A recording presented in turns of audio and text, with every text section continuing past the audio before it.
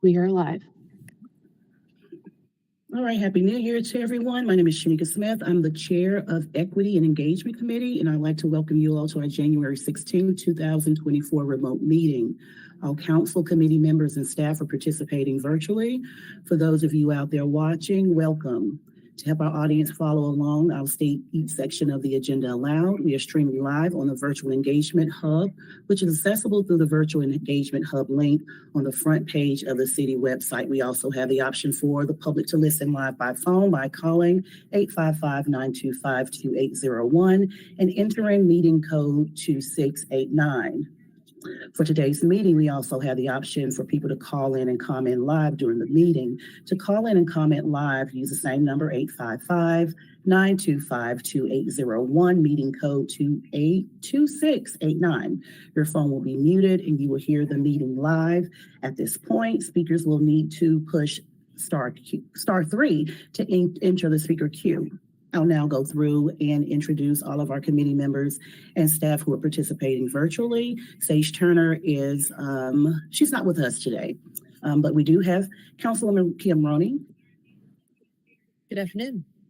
Assistant City Manager Rachel Wood. Good afternoon. City Attorney Brad Branham. Hello, everyone. Director of Equity and Inclusion Brenda Mills. Good afternoon, everyone. Director of Communication and Public Engagement, Dawa Hitch. Good afternoon. Neighborhood Services Specialist, Meredith Friedheim. Hello, good afternoon. Finance Director, Tony McDowell. Good afternoon, everybody. Economic Development Manager, Rachel Taylor. Good afternoon. And before we go any further, I believe that Assistant City Manager Rachel Wood would like to make a staffing announcement.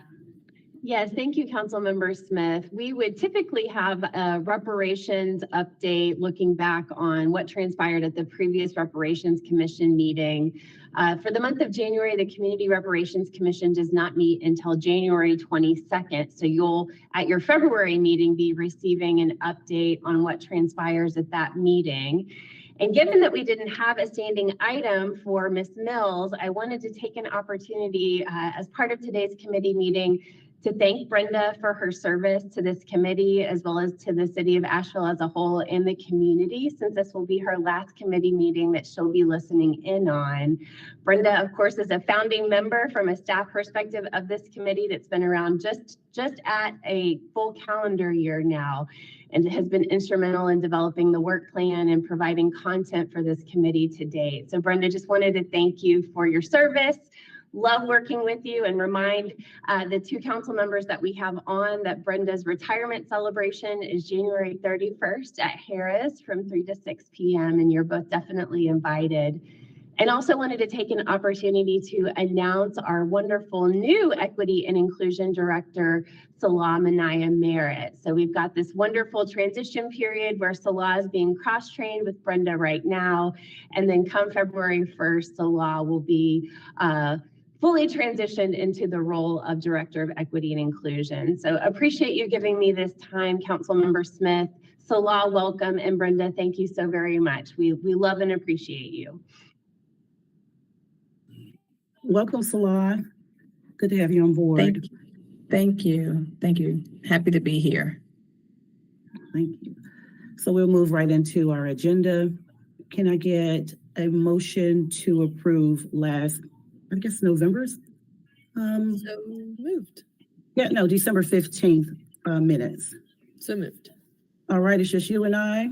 I'll do a roll call vote. Councilmember Roney. Aye. Myself, aye, and the motion carries. We'll go right into our neighborhood matching grants update from Meredith Friedheim.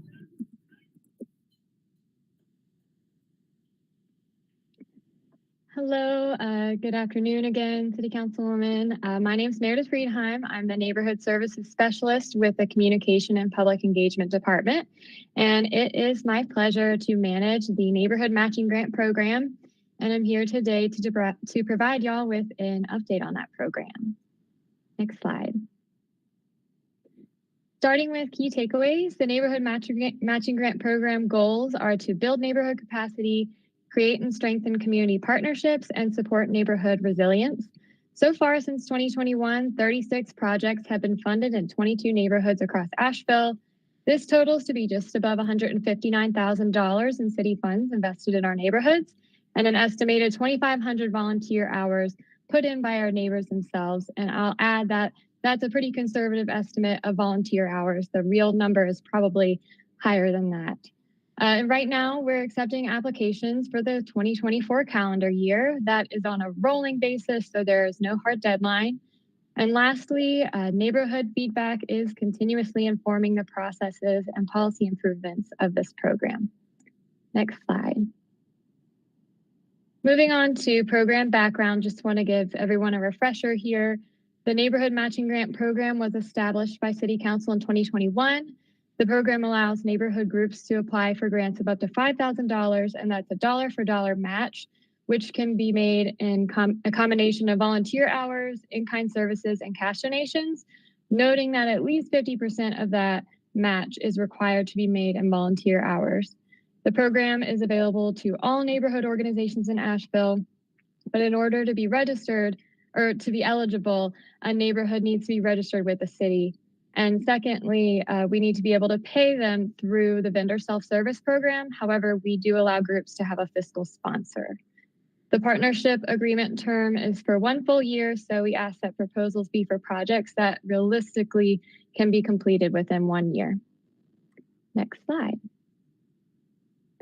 And before moving on, just want to take the opportunity to call out that this Neighborhood Matching Grant Program is one area where we have been able to reach the highest level of public participation, according to the International Association for Public Participation, which is to empower.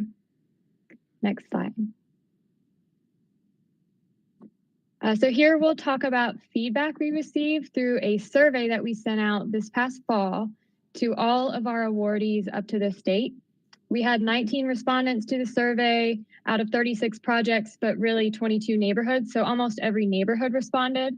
What we heard was that awardees had an overall positive experience interacting with staff, that the application process seems to be going smoothly, project execution is overall a positive experience. And then the last 3 bullet points in that top section all relate back to the program goals, where we heard on average, awardees do feel, in fact, that this program allows them to build capacity, to create and strengthen partnerships, and to be empowered to self-determine and accomplish their own projects. Next are areas where we could improve, connect groups or applicants that are working on similar projects. So for example, on this one, we have had several applications for projects to remove invasive species, and we found that there's probably an easy way to do that and maybe a more difficult way to do that. And for us in the program management role to connect those dots, and that's something that we could work on. Having some flexibility with allowable expenses is an area we've heard folks would like us to look at. Communicate the program accomplishments, meaning we could maybe do a better job at telling the stories about these projects publicly. And then we've also heard suggestions to increase the award potential to above $5,000 and to increase the agreement term, which again is 1 year right now. And finally, to improve the time lapse between announcement and award announcement and agreement finalization. So on the next slide, I'm going to talk about some ways that we are changing the program to respond to these suggestions. So we're excited to move to rolling applications this year. In previous years, we had a hard deadline, and we found ourselves trying to review applications all at one time, and it felt a little bit more competitive than maybe it needed to be. We hope this will give organizations a better opportunity to fully develop their projects and coordinate on their own timeline rather than on ours. And we're also modifying our application review process internally to ensure consistency and better manage staff capacity. We think that moving to rolling applications will improve the time lapse between award announcement and agreement finalization. The next point talks about improved technical assistance. We're excited to kick off workshops this year, which is a brand new thing. And the first one is going to be February 19th, 4 to 6 p.m. at the Grant Center.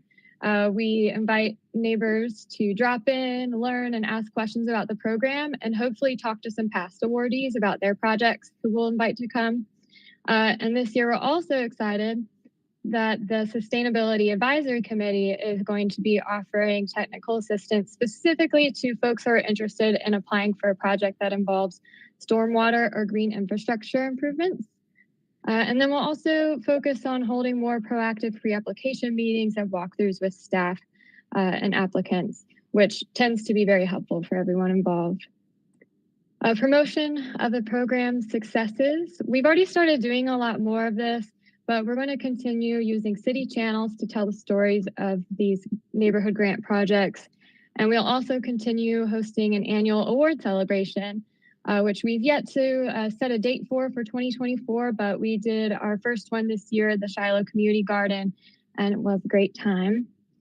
And then allowable expenses. So we're working on being a little bit more flexible with our allowable expenses where possible. Our neighborhood groups are so creative when it comes to ideas for projects. So I really think this item is going to be something that continually evolves. And so hopefully you can see on this the guiding principle that we're working to administer the program with a focus on continuous improvement. And next slide. So I'm not going to read through each of these points, but this looks at a list of completed projects over the last 3 years. There's 21 projects on this list, and where you see multiple bullet points under any neighborhood, that means they've completed multiple projects, which is great in our eyes because we hope to not only continue to cast our net wider and reach other neighborhood groups that are interested in joining this program, but also it's a positive to continue having the same groups that have had success to keep on completing projects. Next slide. These are projects that are in process. Most of these are from the 2023 round of applications, so they are actively happening right now. And then on the next one, sorry to be moving a little quick, but this one's a little more exciting than the list. So on this slide, we wanted to show exactly where across Asheville neighborhood matching grants are dispersed or have been dispersed in the last 3 years. We'd love to see more applications in certain geographic areas. As you can see, we're missing on this map, maybe from West Asheville, East Asheville, but overall, we do feel we have a good diversity of neighborhoods taking advantage of the program, not just geographically, but if you were to overlay this onto like our climate justice map, there would be a good dispersion there too. And then on the right of this slide, we have some tools that we've been working on to better showcase and provide inspiration to folks who are applying for these grants or interested in learning more. I've linked all these things in the slideshow so you can go back, and they're also all embedded into the neighborhood matching grant webpage on the city website. The Spotlight Projects is a really simple overview of some projects that have been particularly successful. So the purpose of that is just to give inspiration to potential applicants. The program dashboard was created last year, and it's a pure list of all the projects, which year they were awarded and how much they were funded. So just an ongoing living way to track the program. And the promotional video we made just this past month, and that's really just to help people who are applying for grants or preparing to apply to get a deeper understanding of all that's involved in that process. And there's a shorter version of this, which we shared on Instagram last week. And then last, the policy and guidelines. Anyone who reads that document will be an expert on the program. So I encourage anyone who's thinking about applying for the grant to look that over. Next slide, please. These are all ways that we promote the program. Pretty much all of these are things that we have done at least in 2023, but are planning to continue doing in 2024, but with more of a focus again on telling the story of projects that are completed or in progress. And one new thing is the informational workshop, which again, the first one's coming up February 19th. And next slide. This is just a look at our flyers, one in Spanish and one in English. And then if you'd like to register to attend the workshop, there's a QR code there. And next slide takes us back to the key takeaways. I'm looking forward to this upcoming year. We've already got one application in our inbox to review. But again, to everyone listening, applications are open for this calendar year, and we're always accepting feedback to improve the program. So thank you. And I believe the next slide is just questions.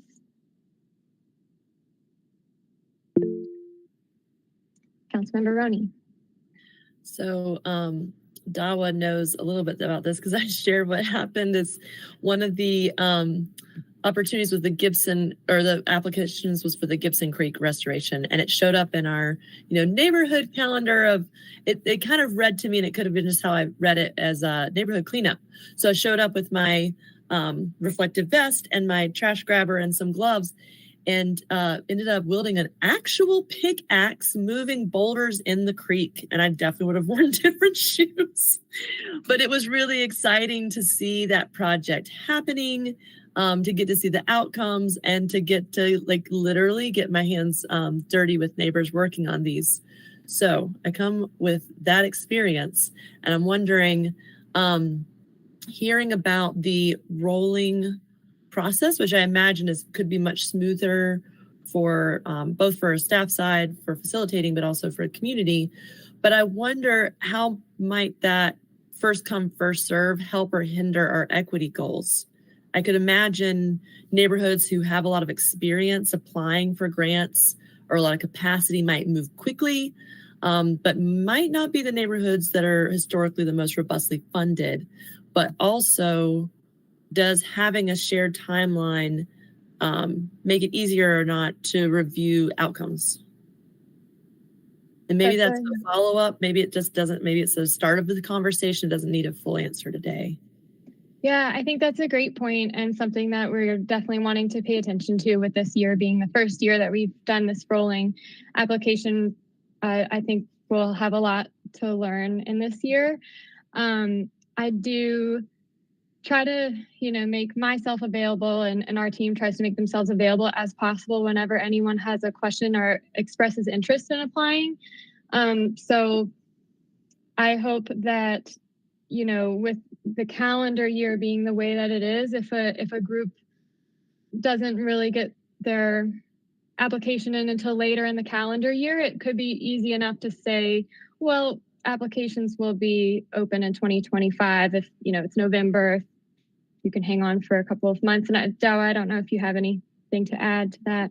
Sure. One thing, and we certainly appreciate any opportunity to explore deeper with questions and get a packaged response to you all. But one important thing that I wanted to bring to light was that there is a restriction of a neighborhood being able to apply only once within a 12-month period. So that's one way we're trying to make sure that the timing of when those come in leaves space for other neighborhoods. So trying to avoid things like maybe later in the year, somebody's applying, say October, but then again, January, when the rolling starts over again. We just want to make sure that there's time for them to complete, and that a number of neighborhoods have the opportunity to participate. And then the one other piece I would add is the feedback, and Meredith, fill in any blanks, or if I've gotten any bit of this wrong, I would love for you to jump in and share.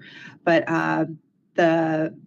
for this particular program, knowing that we're talking about neighborhoods, and maybe not all neighborhood associations are functioning on a fiscal year that begins in July, it was really challenging for them to be able to get all of their people together, come up with ideas, get those ideas submitted in the time frame that we had that had been based on the fiscal year. So I felt like that was an important piece, and something kind of unique to the neighborhood matching grant program, since we're working with neighborhoods, just wanting to be mindful of that piece as well.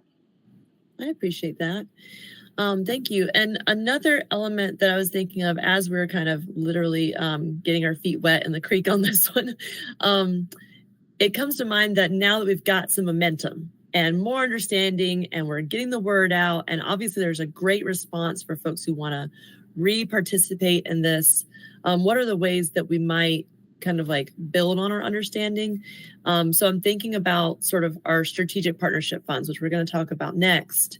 And a few years ago, before my time on council, a decision was made to focus those funds on our opportunity gap, the urgency of the moment, the ripple effects in our community. And so I wondered, now that we've got this program rolling, maybe this is a conversation we could have in the next budget cycle. Maybe it needs to be had now.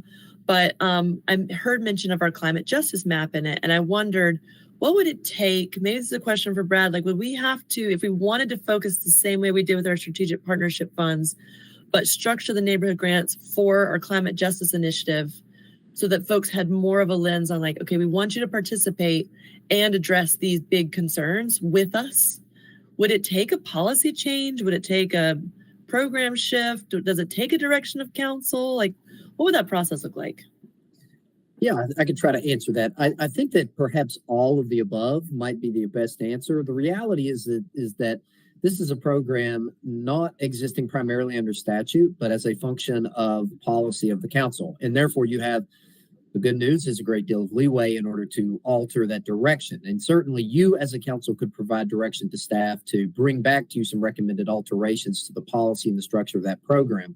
But I don't hear anything about what you're saying, Councilmember Roney, that would be outside of the realm of possibility for us. My recommendation would be that, generally speaking, council is going to, or excuse me, staff is going to continue along the path until council directs it to take a different approach. So I do think it would take a direction of council, but certainly that's within your purview. So the reason I'm thinking that is when first talking about neighborhood resiliency as a council strategic goal, my intention was climate justice and racial and economic justice. So I can speak for myself on that. But now that we've specifically layered in climate and neighborhood resiliency into our strategic goals, I'm wondering if adding that layer, that lens into this work might help our neighbors think about what they see on the ground in their neighborhood with that extra lens of climate resiliency. Would we see a shift? Like the riparian buffer for the creek makes perfect sense. We're going to have more extreme rain events. We can't just have all of the dirt flowing into the creek. It'll cause more stormwater issues for Kenilworth. So that would be like a perfect example of how that extra lens of stormwater would go in, but it would be another column for us to say, like, this is the work we intended to do and it's working and our neighbors are helping us. And I think if we don't ask our neighbors to help us through this process, it could spin away into, I'm imagining, like I saw a beautiful set of materials for the Oakley Neighborhood Association with their new graphic and the new t-shirts and ways to convene the community together is so empowering for neighborhoods, but it doesn't necessarily directly impact climate action. So maybe there's a way that our neighbors could like help us speak to how that does happen, or talk to the specific needs. Like maybe they need to have the community organizing part first before they can do the infrastructure parts, for example. So I'm certainly interested in that, and I'm happy to carry that forward to the retreat so that staff can have some more clear instructions. And I hope that we can look forward to talking about this more. And thank you to everyone who's engaging, and Meredith especially, for bringing this presentation together. I think it's really powerful and beautiful work, and I'm so glad it's getting great feedback and being utilized. Thank you very much for that feedback, and looking forward to this year and future years, hopefully. All right, we'll move on to a presentation from Rachel Taylor. She's going to discuss the funding for strategic partnership, the grant program, and I think Tony is going to assist there as well. Great. Thank you, Councilmember Smith. Yes. So hi, I'm Rachel Taylor. I'm the Economic Development Division Manager, and myself and Tony McDowell, Finance Director, will be presenting today about the Strategic Partnership Program and possible areas for program resources. Next slide. So our key takeaways are that in our last meeting, the committee directed staff to provide potential recommendations for increasing the available funding for the grant program. After reviewing available resources and general fund revenue trends, through the first half of the fiscal year, staff is not recommending additional grant funding during the current fiscal year. Staff reviewed two options, but is recommending an option of incorporating an increase through the upcoming budget development process. Next slide.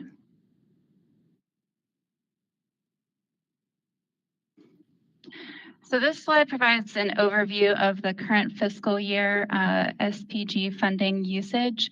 I'll go through the main points of this presentation, but would invite Tony to hop on if there's anything else you'd like to cover. So this table here highlights the adopted budget, funds available from the prior fiscal year, total available budget, the amount spent, and then the outstanding contracts, and then the final balance for fiscal year 2022, 23, the current fiscal year 2024, and then the coming one, 2025. So in fiscal year 22, the grant program was still paused, and I think we had probably just launched it right before the end of that fiscal year. So no grants were issued during this time. So it had that remaining balance of $469,000. This was carried over into the next fiscal year, 23, and that resulted in a balance of $711,000. And so round one, and again, that was the pilot, that awarded $375,500 to agencies. And so of that, $325,100 was spent. Into this current fiscal year, just over $400,000 was carried over from fiscal year 23, which represents that fiscal year 23 remaining balance plus just over $15,000 that was remaining from round one. Those were remaining amounts from contracts that were active and then just needed that full fiscal year to close out. So that was remaining. And then, so in rounds 2 and 3, those were awarded a total of just over $400,000 to agencies. And of those 2 rounds of grants, just over $135,000 has been spent. And so you can see the total awarded for rounds 1 through 3, and then the total spent for rounds 1 through 3. And I will pause there to see if Tony has anything he'd like to add. I do not. Thanks, Rachel. Sorry, it's hard to see, so thank you. All right, Katie, next slide. All right, and this is Tony's. Good. I think I'm going to take it from here. Thanks, Rachel, and good afternoon, everyone. Tony McDowell, Finance Director. So, as Rachel indicated at your November meeting, staff asked staff to review funding opportunities in the current fiscal year to see if we could possibly expand the amount of money dedicated to the Strategic Partnership Grant Program. And so we did a review of our current year opportunities for funding. And I will say typically, when we think about adding dollars during the middle of the budget year, it's usually on a one-time basis. So we generally try to avoid permanent expansions to programs or starting new programs midway through a budget cycle. So that's kind of the lens we used as we looked at the ask from the committee. And when we do look at additional funding, one-time funding during the middle of the budget year, we usually look to one of 2 resources, either our city manager's contingency or fund balance. And so we looked at our city manager's contingency budget from in the current budget year, and there's only about $50,000 available there. So not a lot of significant resources available to tap from that budget. We also looked at our fund balance. The council committee may remember that when we adopted the budget this year, we included a pretty significant use of fund balance already, just over $8 million. So at this point in the year, we would not recommend tapping into any additional fund balance. And then finally, we kind of looked at our revenues overall in the general fund, and Taylor Floyd's going to be doing a second quarter financial report to council next month.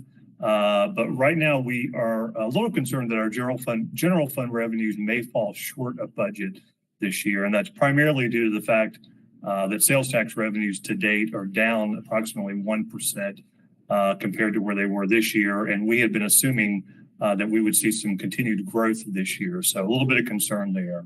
So again, just to kind of summarize, after we looked at our current year resources and trends, we are not recommending at this point any kind of mid-year budget increase to the SPG funding. Next slide, Kate. Yeah, Councilmember Ronias, do you have a question? Maybe now or later, but can we look at are we on track to have that 8.1 million in fund balance usage? We expect we probably will come pretty close to that. Taylor's working on, in fact, I went back to his office earlier today and I saw his spreadsheets up where he's working on the second quarter report. So we'll definitely have more information and update you all at that point. I think based on where we're at with sales taxes at this point, I do think we will use, if not all of that 8.1 million, a significant part of it to balance this year's budget.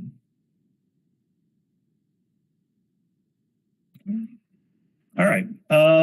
So the option that staff is recommending, and after this slide, I'll turn it back over to Rachel and she can kind of walk you all through how we're proposing to utilize the money, is that we're recommending that council consider adding additional funding to the Strategic Partnership Grant Program through the upcoming budget process. As you all know, the budget process is already underway. Taylor Floyd, our budget manager, did a presentation at the Policy, Finance, and HR Committee meeting last week and talked a little bit about the process. We're really getting into kind of the heart of the process at this point. The upcoming City Council retreat will provide an opportunity for staff to discuss the strategic priorities with you all for fiscal year 24-25 and receive input from you all on the budget. And then, of course, we have budget work sessions coming up in March and April as well for you all to provide feedback to staff. And so it's our recommendation that through these upcoming budget discussions, City Council consider increasing the annual SPG program budget on an ongoing basis and incorporate that into the fiscal year 24-25 budget process, if that's the direction that council decides to go in. And so what we've done as staff, and again, this is where I'll turn it back over to Rachel, is we've put together two potential options for how we might use any additional money that would be included in next year's budget. So with that, I'll stop and go to the next slide. And I think Rachel will pick up. Great, thanks, Tony. So here is option one, staff's recommendation. So this would be proceed with the consideration of a budget expansion through the upcoming budget development process, and then make the additional available funds ready and available for fall of 2024. So we would advertise those as part of round 5, the next round of funding. This would maintain a regular program schedule and the program process, and then it would also maximize staff capacity to manage the program. So the pros of this option are that it, like I said, maintains the current process for round 4 that is presently underway, maintains a consistent cadence for applicants. It allows agencies delivering summer programs this year to receive that funding in a timely manner. It would increase the total funding for the next grant cycle, and it streamlines the process as well as maximizes staff efficiency by executing and tracking one round of agreements per fiscal year and grant cycle.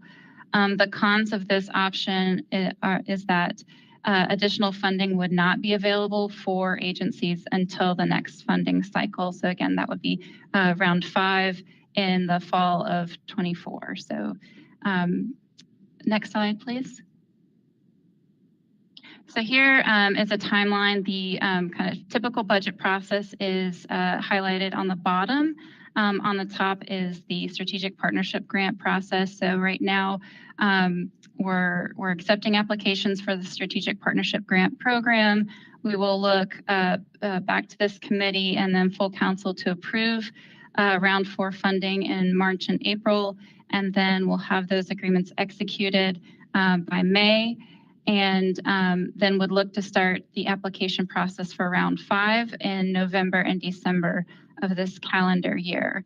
And so it would follow a similar cadence, reviewing and approving round 5 funding next March and April, executing those agreements by May. And so that's how it overlays with the budget cycle. And we will talk about the next option. Katie, next slide. So the other option is to proceed with the consideration of the budget expansion through the development process. And then what we could do is recommend a list of projects from round 4. So again, this application process is already open and underway. And so this list of projects could be funded after the budget is approved and the new fiscal year begins on July 1. The pros of this option are that additional funds would be available for applicants not initially funded in round 4 recommendations.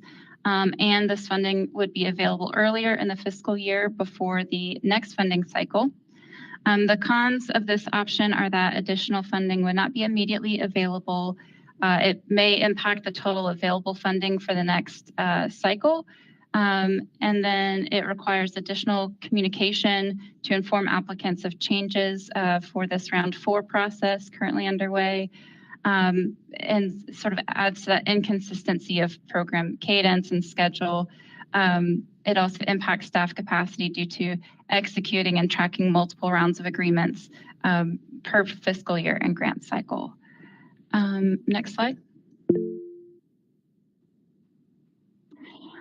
Yes, Councilmember Roney. We can put this in the parking lot if we need to, but I guess my question is what of the list of cons would have been mitigated by not withholding the funds until now?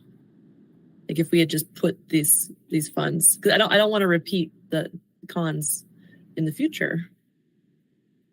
So if I'm hearing correctly, if say we got a sudden growth in the program balance immediately, what we could do, the cons could change based on, we would still need to do some communication around the adjusted program balance. If we weren't doing a staggered schedule, that could be removed. Receiving any additional grant funds for the balance at a different time and sort of delaying would result in a delayed sort of this staggered schedule, which has a couple different elements we would need to troubleshoot. Okay, thank you. Mm-hmm. All right, thank you, Katie. And so this is similar to the last timeline. The budget process is there on the bottom, and this just highlights the proposed grant process if we follow this option. So it would look like proceeding with this March and April approval, executing those initial approved agreements in round 4 with perhaps some pre-approval. Maybe would need to come back to this committee in July, but would look to approve additional funding recommendations from round 4 applicants in July. And so then we would look again to start the round 5 process again in that November, December timeframe. So there would be a couple of additional steps after the new fiscal year began. And next slide. So again, staff is recommending that a consideration of a budget expansion occur through the budget development process, and then sticking with a consistent program schedule to allocate any potential additional funds through the next grant cycle. And I will pause there and accept questions. Yes, Councilmember Roney. Okay, so there is an additional funding balance that we haven't talked about. And I don't think Deborah's on the call here, but I know she likes for us to think about the end in mind. So what I'm thinking about is we know that our youth are important to us, and we find money for the things that we care about. We have funds in the ARPA fund and potentially additional funds being returned to us that we had committed for the program at Ramada. If we attempted to just do one-time funds from COVID-19 relief funds, ARPA funds, for youth programming or for educational purposes. When we have a long list of ARPA COVID-19 relief funds that have already been applied for and either denied or did not receive full funding, then there becomes a different kind of competition. And my curiosity is, if we move some of those funds into our strategic partnership fund, then we can really focus on the opportunity gap in our schools and invite partners who are known to do that work, that are getting outcomes that we need and we want more of. So I see the need growing, not shrinking, especially with the cost of labor and programming. So if it keeps growing, but our funds keep shrinking, then we have to back out of partnership. And I think we need more partnership, not less. So have the ARPA funds been considered for potential either one-time or ongoing for a few years growth of this program?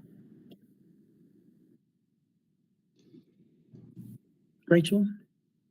Thank you, Councilmember Smith, and excellent timing, Councilmember Roney. I don't think the agenda has gone out yet for Thursday's agenda briefing, but at Thursday's agenda briefing, Kim Marmon-Sachs will be providing an update on ARPA and seeking some feedback from council on how we proceed with those available dollars. So I think the timing is appropriate to maybe have that conversation on Thursday, now that you've got this information from this presentation, and once you get additional information regarding her recommendations and where we stand with our remaining ARPA funds on Thursday. Okay, that would be really helpful. I'm also curious, because we had very high equity and feasibility ranked scored projects. Like, we have serious transit safety issues happening downtown, and we had a application to address it. So are the applications who ranked top of the list going to go to the top when we have more ARPA funds? Are our commitments to work with the county on the National Alliance to End Homelessness report recommendations going to be prioritized? That's why I'm thinking that we haven't considered all of the available funds if we're only looking at the funds that were identified in this presentation. So thank you for the presentation. Thank you for adding to our understanding and making a recommendation. I guess I'm not in a position to recommend one or the other because we're not yet looking at all the funds.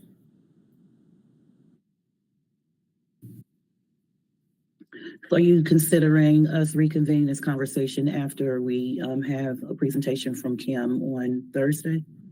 Unless there's a reason that ARPA funds couldn't either be used here, or if there's not a way for us to consider cascading some other needs. Y'all, I'm just going to be really plain with you. I feel like we had the $2 million from everywhere conversation a couple months ago, where it was like, this is the $2 million of ARPA funds. And we were seeing it in so many presentations that it wasn't really clear to me what we were using the ARPA funds for, because it was repeated in multiple places. And it was because we were still resource mapping. So because we're still in that resource mapping and we have the deadline of ARPA funds, is why I'm suggesting that we haven't considered all of our options just to grow to the strategic partnership fund. So yeah, I think we should wait till we hear more, unless there's a definitive, this is not available, which I would find surprising. All right, Rachel.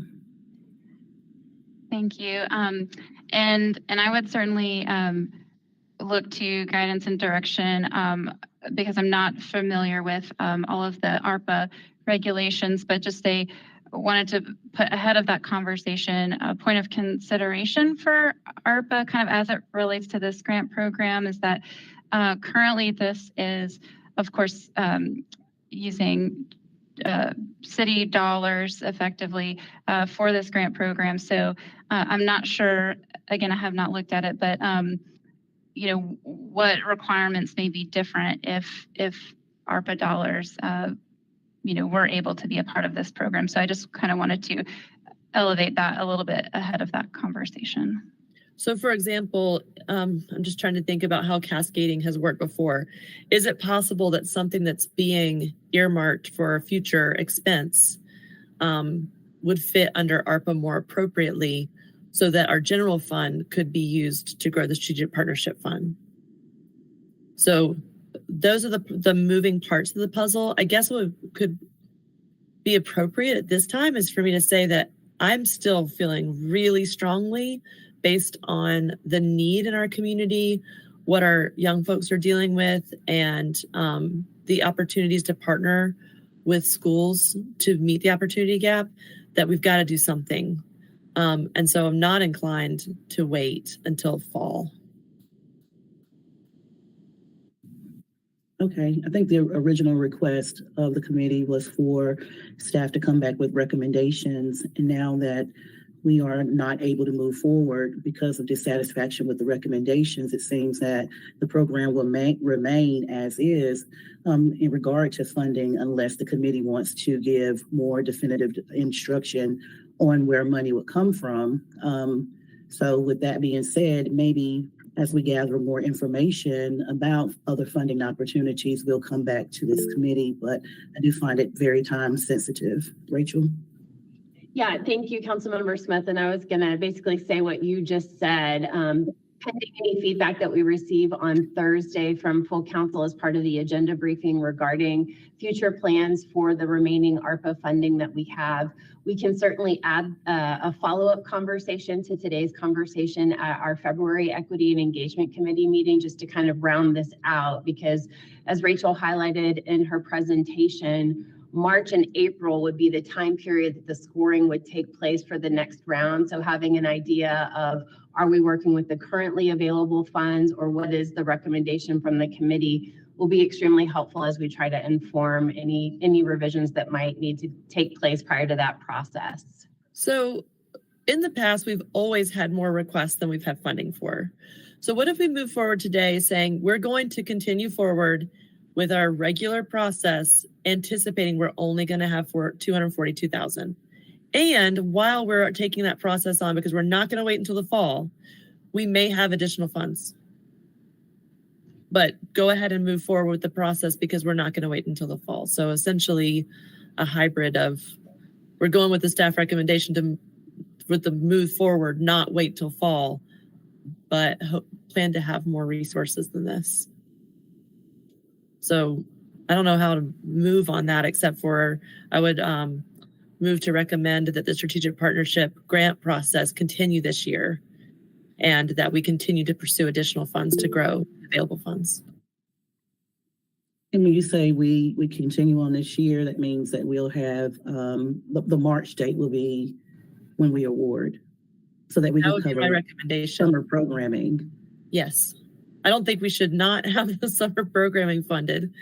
Even if we only have $242,000, we need to move on that. Okay, so I'll second that motion, and I'll take Rachel's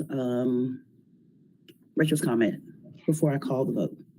Just wanted to clarify, it sounds, Councilmember Roney, and I want to make sure I'm tracking you correctly, that you're recommending option 2, which would be that we keep with our current process, and if through the budget development process additional funds become available, then in July we could potentially fund additional applicants that are coming through as part of the round 4 process that's Yes. currently underway. So that would be a recommendation from this committee for option 2 that Rachel Taylor previously described. Yes, right, Kim? Yeah, I'm just Are you going waiting? back to the scan for option 2 because it's not on the screen anymore. Katie, do you begin want to July. pull that slide up? It's slide 8. Additional funds would be available for applicants not funded in the additional round 4 recommendation. So that's referring to the additional 50,000 that we allocated. Or any additional? Yeah, that would be You're kind of it. modifying it with your request to investigate other options. And so what that could look like, just from a staff and process perspective, is that we would move forward with round 4 as it's planned and scheduled, and then we wouldn't formally present any secondary list of applicants, but we would come back to this committee after the start of the next fiscal year, and then would have direction based on that point in time and how the budget is shaping up. So one of the reasons that I was hesitant to fully support option 2 is the long list of cons, which seemed like they were added to because of the previous concerns I had in the last cycle. But maybe you could tell me more about that, because this isn't recommended by staff. We're now suggesting what you haven't recommended, that we're going to move forward. And one of the reasons is additional funding wouldn't be immediately available. So maybe you could tell me more about that. Yes. So basically, as far as communication with grantees, we would work to keep them updated as the process develops, but we wouldn't make any initial changes or a statement about the base funding. So basically, what we're kind of saying for round 4 would stay consistent right now, and then we would go back and start with communications once we have a better understanding after the start of the fiscal year. And so that part would be removed from the cons. And then I think additionally, so the cons that would stay, I guess, would be it would require additional communication, but just sort of in a different shape and form. It still creates sort of an inconsistent schedule and has that impact to staff capacity because it would essentially look like 3 rounds of grant making in a calendar year, or at least starting the grant process. So you'd have sort of finalization in March, April, another round in July, August, and then you would start the process again in November, December. So those would remain. Okay, so on this one, we just heard from the neighborhood grants the benefit of a rolling cycle. And are we not moving in that direction for a reason? Because I just know that like so many of our partners have expressed to me over the years that the timing for making sure we get ahead of summer programming has been a problem, or at least a barrier to summer programming being as effective as it could have been. So it sounds like we're technically, by having a third wave, we're moving, like we're getting this more like a rolling wheel instead of a line, which doesn't sound like a con to me. Except for the staff capacity, which I hear and acknowledge. I do want to acknowledge that is a major consideration, Councilmember Roney, and just kind of hearkening back to slide 3, where Rachel referenced in the first 3 rounds, we've awarded $781,709 in the last 18 months. Today, only $462,000 has been spent. So there's been a lot of hands-on staff time dedicated to this effort. Primarily, thank you to Rachel Taylor as well as the finance team for that effort. We don't have anyone dedicated to the Strategic Partnership Grant Program. So if we were to move to something of a more rolling cycle, we would need to look at not only having additional resources for the grant program, but also having additional staff resources dedicated to this program so that Rachel isn't having to spend so much of her time as the Economic Development Division Manager managing the Strategic Partnership Grant process, because it would just be continuous. And it has kind of, as you're alluding, been continuous because we've had so many processes in the last 18 months. Yeah, I guess that's the reason why I wasn't just ready to fully support option 2, because if we're moving it more into rolling, we haven't addressed this list of cons. I don't think we should withhold the funds, but that tells me that we need to have a plan to support it from the staff side, and I don't hear that. So part of me says we do need to move forward, and I would like for the full council to have a conversation about this. Like, if this is our priority, then are we going to back it up with support for staff? And that's where I think both of the options that are outlined, the opportunity would be a part of the budget development process to have those targeted conversations on resources needed to really make this program what the full city council has envisioned. or earlier conversation, because now we have funds available with ARPA. Maybe that's a time for this committee to advocate for strategic partnership to be considered in the funding direction of those dollars. So are you seeing a different way to look at this, Shanika?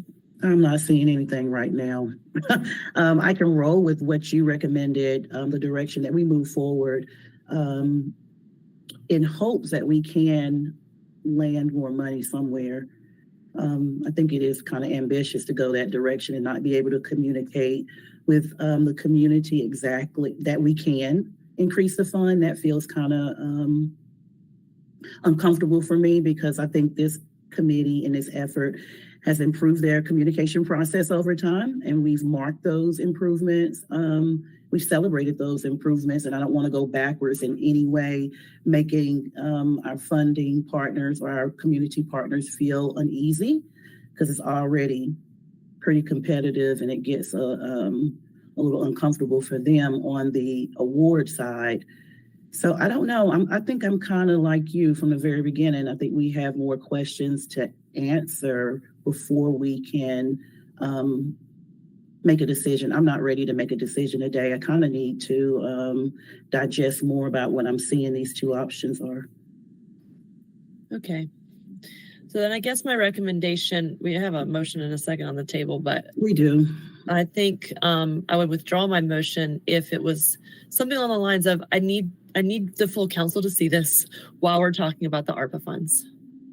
Because we have partners who are doing important work with our youth, do we put them in the very competitive realm of ARPA 19 COVID relief funds, or do we use our ARPA COVID-19 relief funds and direct them in this way so that we have a better filter, the trusted, proven communication that has been growing and building here to get the work done? That to me would help if it was a full council looking at this and setting our priorities with our strategic goals. Yeah. I don't know what that conversation would look like. It seems like right now it seems like a hard sell because we have so many other priorities. But I do think it's worth taking a stab at, since we have received some late requests for ARPA dollars that would fit well with the education, our educational initiatives. So let's put it there and see where we land. And then we'll come back here for a hard vote so that we can inform our community how we're moving forward and what our timeline is. Sounds good. Thank you. Okay. All right, we're moving on. Do we have anybody in the speaker queue? Before we do the speaker queue, I have a question because it isn't on our agenda, but it kind of got brought up at the beginning, and I was like, oh, is this the time? Because we don't have the Community Reparations Commission meeting happening before this in the schedule change for this month, we didn't have a place on our agenda to really talk about what's coming up next. And yeah, so I have three questions about the Stop the Harm audit. One is, can we confirm that it's complete? Staff is getting a briefing from the Carter Group tomorrow. So yes, we have not received the report. We should be getting that this afternoon. Thank you. So my second question was, have staff reviewed the findings, which it sounds like that's planned for tomorrow. Rachel, may I add that the report is not done. What we are getting is a presentation on preliminary findings and all the areas that they looked in. The report is due the end of February. So the actual full report, written, finished, is due to us at the end of February. And then we're coming to council and the Board of Commissioners to present in March, just to make sure I don't want us to misread anything. Okay, that definitely helps, because I know that once a draft is available, end in mind, I would love for us to have a conversation about the details in the report and how we move forward with the recommendations, not about how little time we had to review it. And so if we had a draft recommendation, my request is going to be that it be available in its entirety, including, if possible, workplace analysis around race and gender. So like a complete draft available. If there's going to be a presentation at the Reparations Commission meeting, I think it would help everyone in the community to review it in its entirety. But it sounds like it's not there yet. Okay. We're getting there. There's a few other areas that they really need to go back and do. They want to do some more deeper dive and analysis in. I don't know what the presentation contains. We should be getting it in the next hour. We'll hear the presentation tomorrow along with our city manager and our county manager and all of our staff. And then we'll give the full presentation. We'll post it on the website and we'll make sure council gets a copy of that on Monday. Thank you so much. Yes, ma'am. No problem. Good questions.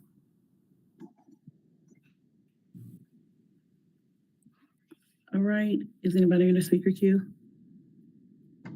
For public comment? Reload and check. One moment. Okay.